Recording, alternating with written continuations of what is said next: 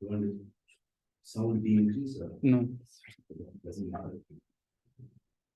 Still they do that.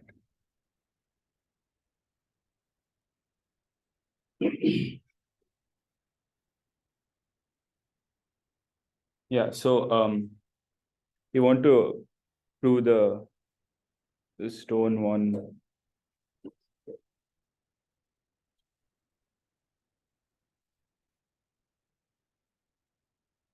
Right?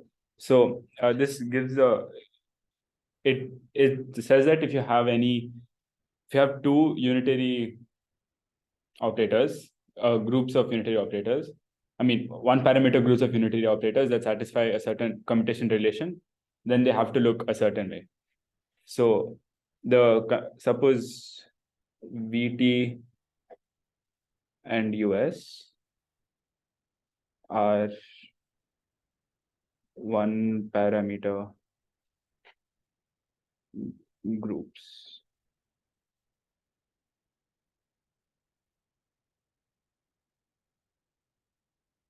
Right? So, and they satisfy.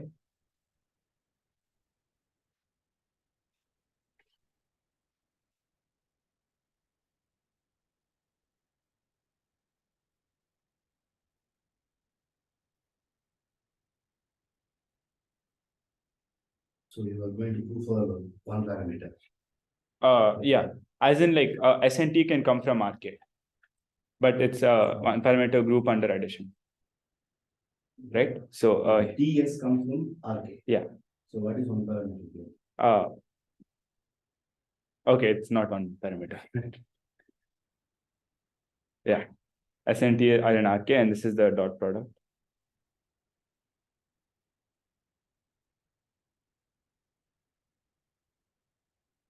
Right? And then we will show that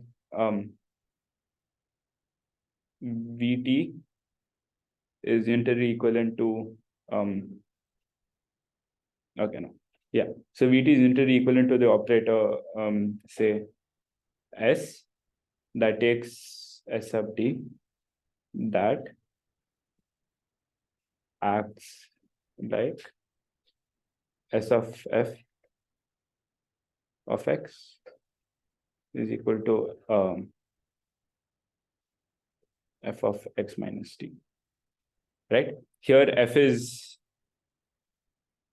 in direct sum of L square of Is T. Yeah. And This is direct sum of it. yeah, L square of RK. Yeah. So like up to like it can look like multiple copies of the unitary. Yeah. Sure. And then US will look like MS, where MF of X is e power minus I X F of X. Right? So this is what we will show they look like. So now for this, I will be using Han-Hellinger. I need to use it. So the proof of that is quite long, and I will show it when he's presenting. No, but you are not using Han-Hellinger. I am. I have to use it. Yeah. Okay. So Because the spectral theorem will I'll say that you can write US as an integral of some spectral measure. The spectral measure is still a RK valued observable, right? But we need Han-Hellinger's theorem to know that every RK valued observable is unitary equivalent to like the characteristic functions acting on L square of RK. Like basically what spectral theorem says that is US is integral e power minus ISX psi of dx, right? Where psi is a spectral measure. Right? But what Han-Hellinger says that psi itself will look like the Lebesgue measure on direct sum of L square RK. is unitarily equivalent to the Lebesgue measure on the direct sum of L square RK. Like basically this tells us psi is equivalent to It's Lebesgue equation. yeah in each one L square RK direct sum of Lebesgue measures. Right. I will show why it is a Lebesgue measure also. Right. So actually that's the first part, and to do that we need Stone's theorem. So Stone's theorem basically says this: if you have a one parameter group, there exists a spectral measure for which it's integral of e power minus isx psi of dx, and this measure is unique. And the uniqueness of the measure will follow from like Fourier transforms. Like if there was another measure, then suppose if there was another measure nu x, then you would have integral e power minus I. Characteristic function. Yeah. Okay. We have done this for one parameter. Yeah, we have done it. So the high dimension will follow. So now first we look at Vt US Vt inverse is e power is t US, right? So and US itself is this integral.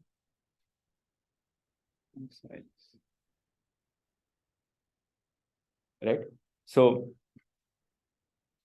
Vt. So this US, those two US are different. What? Vt US Vt inverse equal to e power ist US. That's the commutation This relation. is the UTM. Yeah, this follows from the commutation relation. And then Vt inverse here. Okay, so Vt US Vt inverse is equal to e power isx integral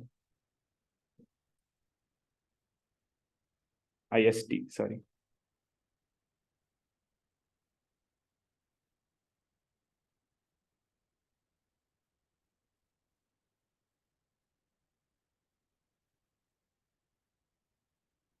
Yeah. So this follows from the commutation relation directly. Like I just replaced u with the integral and Vt inverse on each side. So now we'll first deal with this, right? Yeah. So this is same as integral of e power minus isx plus ist psi dx, right? And now we will we'll just change x plus t to u, and we'll get a new measure psi prime, such that psi prime of e is equal to psi of e plus t. Hold on. Yeah. And then this integral now become e power minus I s u psi prime of du, right? And on this side, here we just when we have two unitaries on either side of an integral, we can just like say this is psi double prime. We're integrating with respect to a new measure where psi double prime of e is just Vt psi Vt inverse. Yeah, because you go to simple functions, then get it inside and none. So now we have the exact same. Now we have two stone. We have two stone representations of the same operator, and they have to be unique. So these two measures should be the same. So we must have psi double prime is equal to psi prime. So we have Vt psi of e Vt inverse is equal to psi of e plus t. Right? Fine. Okay. So now we use Hahn-Hellinger here. right? And we'll write psi is unitary equivalent to some psi lambda infinity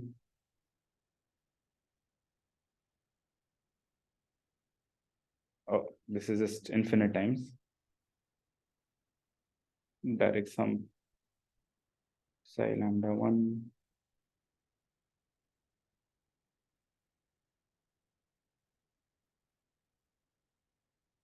so on, right? Okay, so now basically these are all so lambda 1 will, I mean, lambda I will basically look like ui psi e ui for some ui in that space. So these are how each measure will look like. Now, suppose some lambda I was non-zero in the decomposition, right? So then just from this above, from this thing. Oh, okay. Hahn-Hellinger also states that this decomposition is unique, right? So if two things are unitary equivalent, then the measures are actually the same. So the decomposition of psi e and psi e plus t should actually be the same. The decomposition of, because of this, so the decomposition of psi e, I mean, this measure psi e, and the new measure, which is translation of it by this t, these should be the same. They should have the same decomposition. This equal to is not proper. But yeah, so they'll have the same decomposition. So that means if some lambda I is non-zero, then we have lambda I of E is equal to, I mean, as measures, lambda I of E is equal to lambda I of E plus T, right? So now we have this is for all T. So now this is a measure on L square of Rk. So lambda is a measure on L square of Rk, which is also translation invariant because lambda I of E is equal to lambda I of E plus T for all T. And because of the uniqueness of Hahn measure and everything, this has to be some scalar of the Lebesgue measure, right? So lambda I is C times mu, where mu is the Lebesgue measure, right? So now we know that, okay. And also in the Hahn-Hellinger decomposition, we know that each of these, like psi lambda I is orthogonal. I mean, the lambda i's are mutually orthogonal as measures. They're so lambda I is perpendicular to lambda j for all I not equal to j, right? And now we know that in each lambda is just some scalar multiple of the Lebesgue measure. So you can't have two mutually orthogonal such things. So there can only be one non-zero lambda in the decomposition of psi. So in the end, we will have psi is just direct sum of L square of Rk, where this has the Lebesgue measure.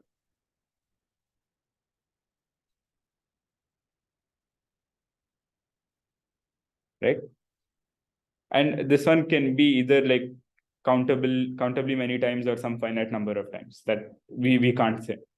But it is many copies of L square of Rk. Okay, so now also the theorem says that this unitary will represent psi like this. Gamma inverse. This is a function here, right? So this of f of x is just the indicator function of e times x, f of x.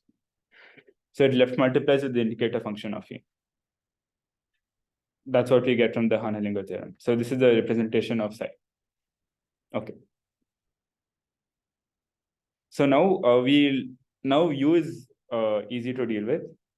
So U of S is just integral e power minus I Sx psi of dx, right? So gamma US gamma inverse is just going to be integral e power minus Isx.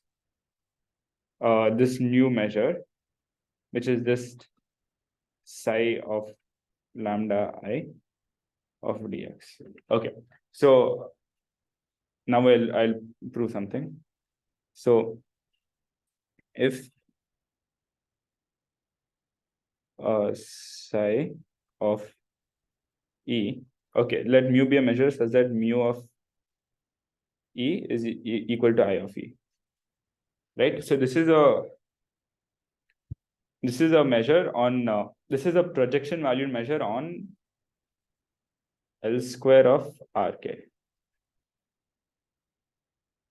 right? So we're looking at L square of RK as a Hilbert space, and mu of E is equal to I of E is a projection valued measure, because like this is a left multiplication by the indicator function. And now if I integrate f mu of E, I mean mu dx, this is basically just going to be f itself is what I want to show.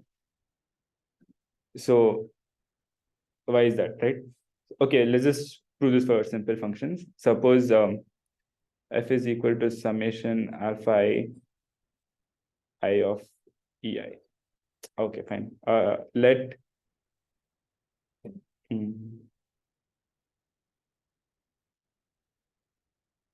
p of ei be the actual indicator function. P sub ei would be better, yeah. P sub ei is the indicator function. Then integral of f d mu is just summation alpha I e, right?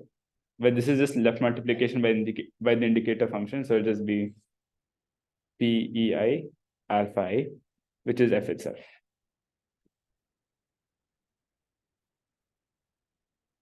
Right? So like if I integrate f with respect to this this measure, which is just the projection value measure on L square of RK, when I'm seeing these projections as the indicator functions, I'll just get the function itself. And then this is exactly that. It's when I apply gamma inverse, right? So psi of psi becomes psi of E becomes IE. So this is just e power IS x. It has become left multiplication by e power minus ISX. So we are already done with U. Like we have shown U is unitarily equivalent to such a e power minus ISX acting on F. Now we have to deal with V, right? So define V sub T naught gamma inverse V sub T naught on acting on F of X as F of X minus T, right? And we want to show that V of T is unitarily equivalent to V of T naught. That's what we want to show.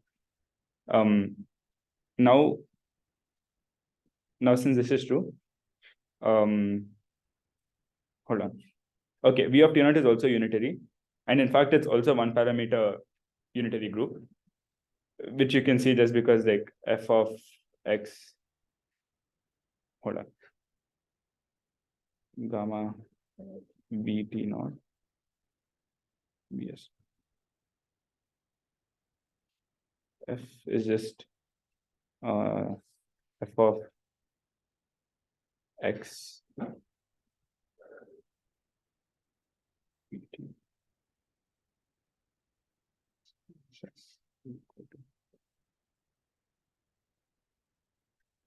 right is equal to F of X minus S plus T.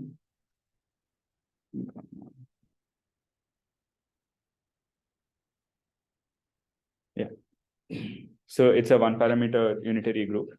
And they are V of T naught is a unitary because hold on. So in a product, gamma V T naught, gamma minus F, comma.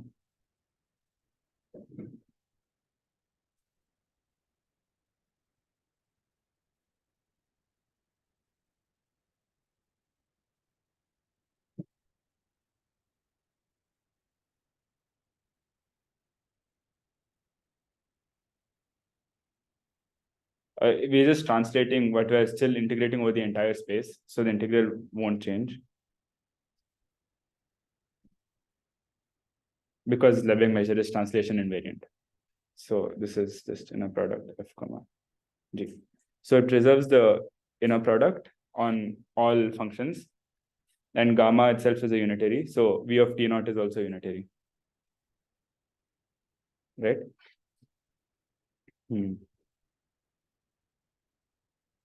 Okay.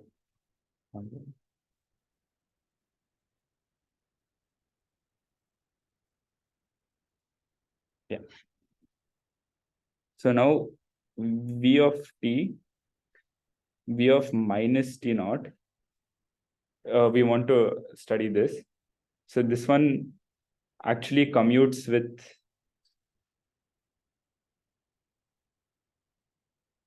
psi of E, right? For all E.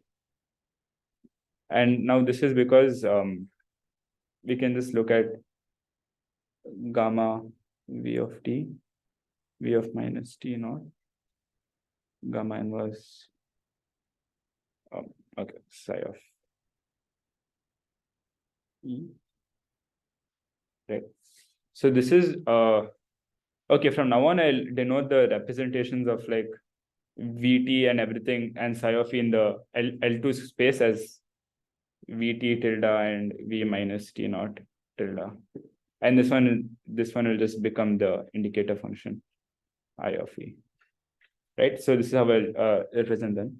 So now VT tilde, V minus T tilde, I of E is just equal to VT tilde, I of E. Hold on. We need to operate this on some function on F of X is equal to VT tilde on I sub E of X minus T, F of X minus T. Right? And now this is just VT tilde I of E plus T of X, F of X minus T. Right? And now this is nothing but psi of E plus T. And if you remember, we had the relation that said psi of E plus T is equal to VT inverse psi of VT psi. Okay, hold on.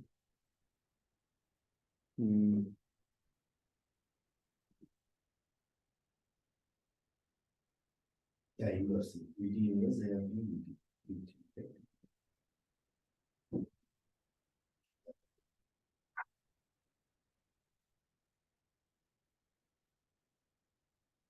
No.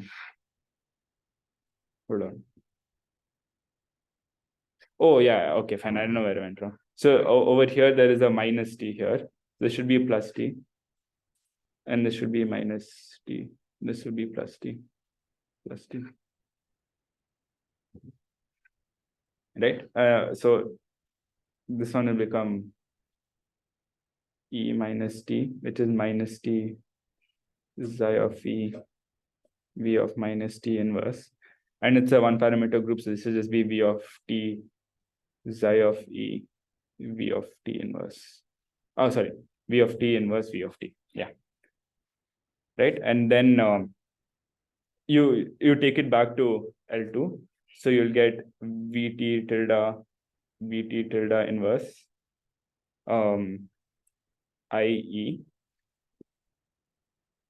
That's it. IE times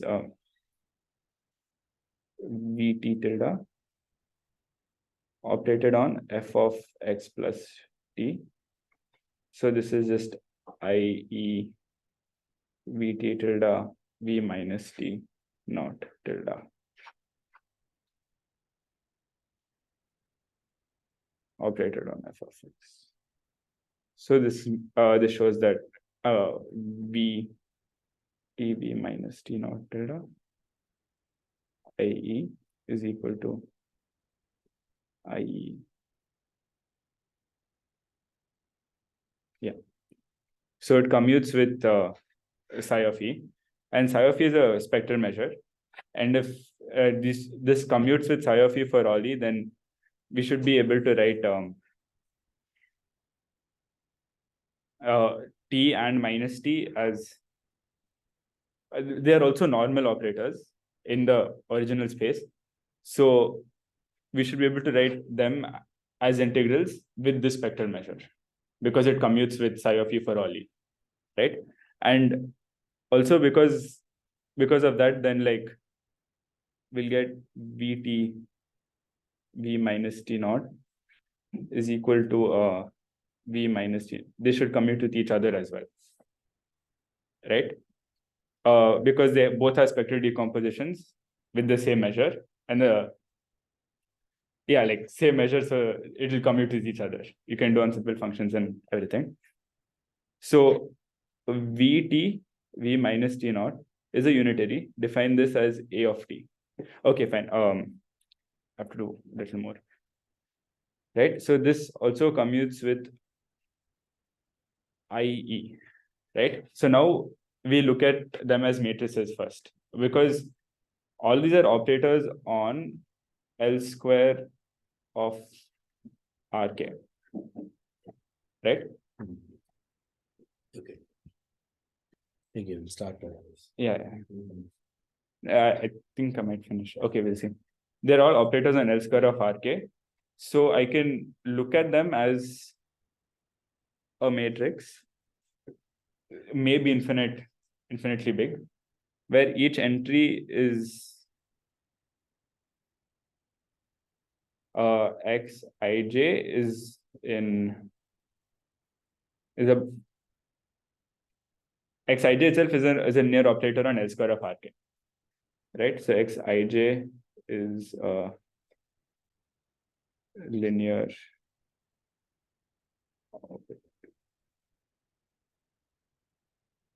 on Rk. And in this setup, IE is just basically, okay, let's call the translation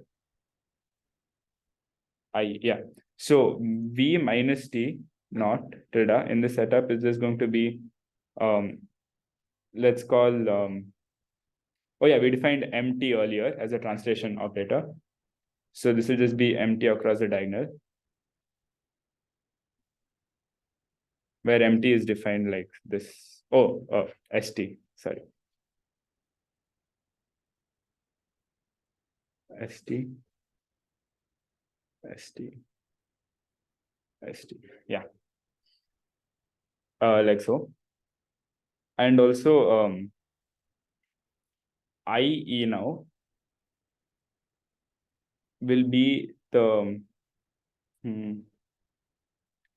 what will PE, PE, PE, so on, right?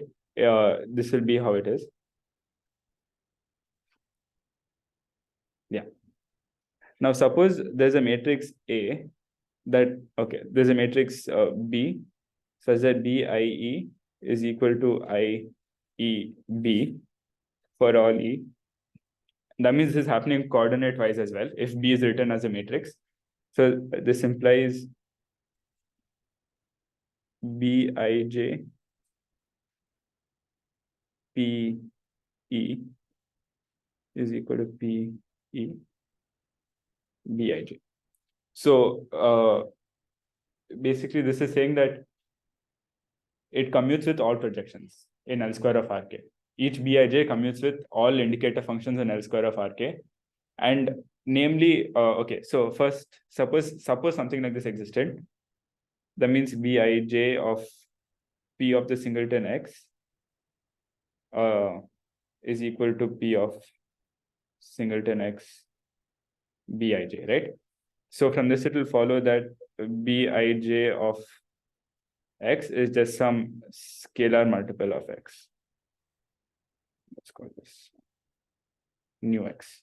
This is because you can just multiply Px here. I mean, add Px here, and then it will commute. So it will go, I'll write it down. So this is equal to Bij. What is it, vector X? Okay. So vector X is this function. 1 on.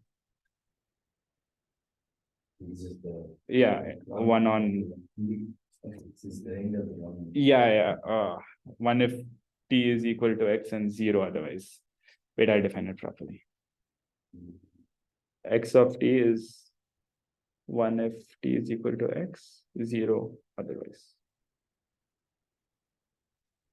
Right? So Bij of P of X, like I was doing in general, if there is any operator which commutes with all the projections, it will have a certain form. Actually, I think that will be easier to understand. So I'll do it that way. Suppose B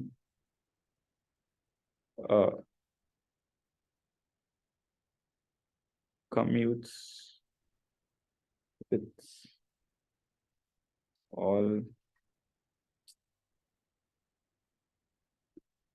the projections. Hold on. I'm getting confused. This P is absolutely continuous. No? Which P? P of E?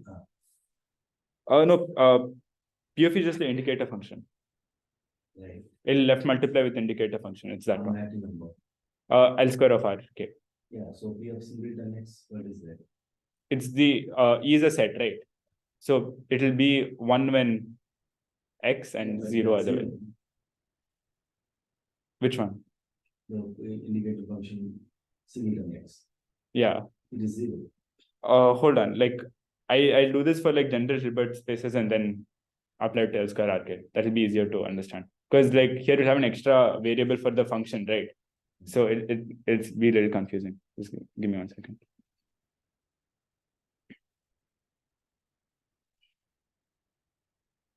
Suppose B commutes with all projections, right? Then B, Commutes with all projections in the Hilbert space. yeah, in the Hilbert space. Should be scalar. Yeah, exactly. Oh, okay, fine. Then it commutes with all operators. Yeah, it'll commute with all vectors and okay, yeah, fine. But singleton X will be 0, so there's no point in using that. Yeah, fine. Okay. So Bij is exactly. Any Hilbert space, right? Yeah, it's true in any Hilbert space. So Spectral projection. Yes, every operator, I mean, it will commute with all self-project. yeah, it'll. So then it will commute with all operators. Oh, okay. I was showing like each vector is an eigenvector, and then all the eigenvalues are the same, so it will become a Each vector scalar. is not an eigenvector for what? For the matrix B.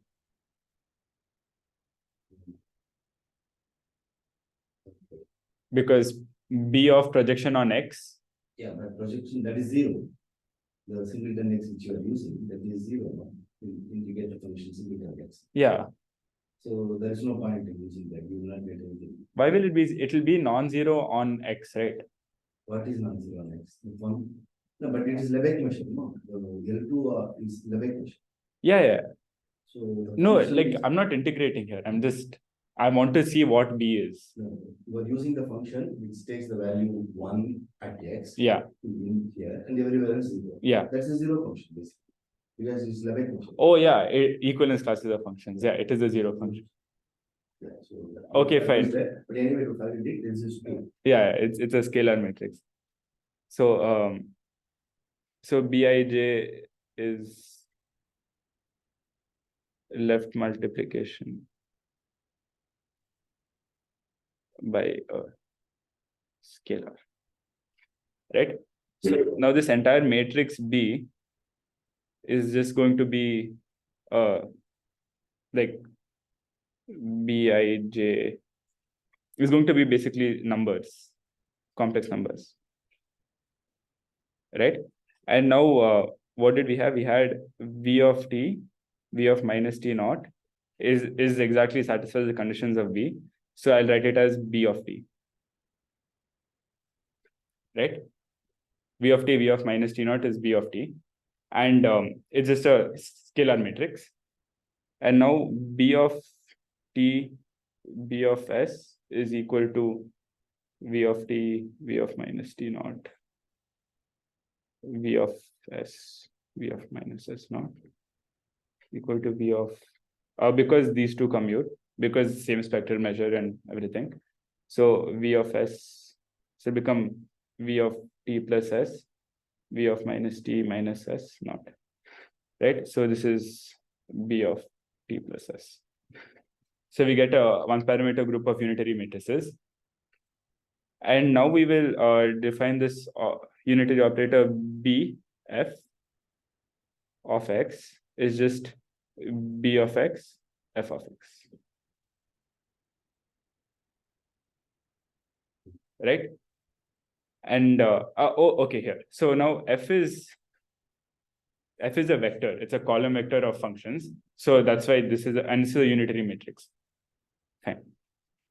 And now B of Vt B inverse on f of x is exactly going to be hold on. Okay.